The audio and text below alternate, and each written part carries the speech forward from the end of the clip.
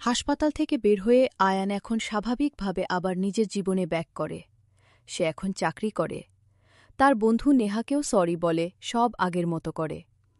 একদিন এক রেস্টুরেন্টে রিয়ার বন্ধু আয়ানকে দেখে বলে, হাই, আপনি আয়ান না? হাই, আপনি কে?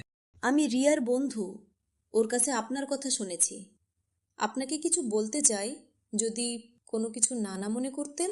রিয়ার বিয়েটা জোর করে হয়নি, ও নিজেই ছেলেটাকে পছন্দ করেছিল।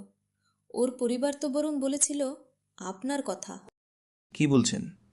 না, ও কাঁদছিল। ও বলেছিল ওকে জোর করা হচ্ছে। ও খুব ভালো অভিনয় করতে পারে।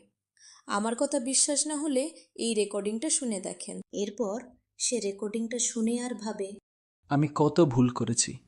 আমি খারাপ হইনি, আমি শুধু ভুল মানুষকে বিশ্বাস করেছিলাম।